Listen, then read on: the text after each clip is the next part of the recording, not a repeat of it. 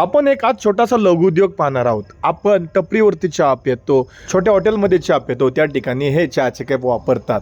तर हे कसे बनतात आणि त्याची प्रोसेस काय, तर ह्या व्हिडिओमध्ये आपण आज पाहणार आहोत.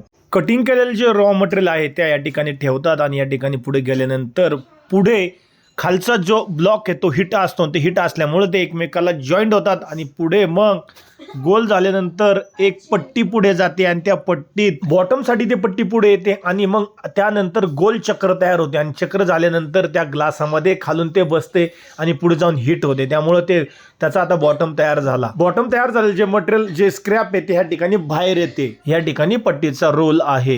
हिटिंगमुळे एकमेकाला कागद जॉईंट होतात. हे पूर्ण आता गोल दिसत नाही, त्या ठिकाणी खाली एक डाय आहे आणि ती हिट असते, त्यामुळे एकमेकाला ते जॉईंट होतं. एका शिपला म्हणजे 12 तासात 60,000 ग्लास तयार होतात आणि दोन्ही शिप मिळून 1,20,000 ग्लास तयार होतात.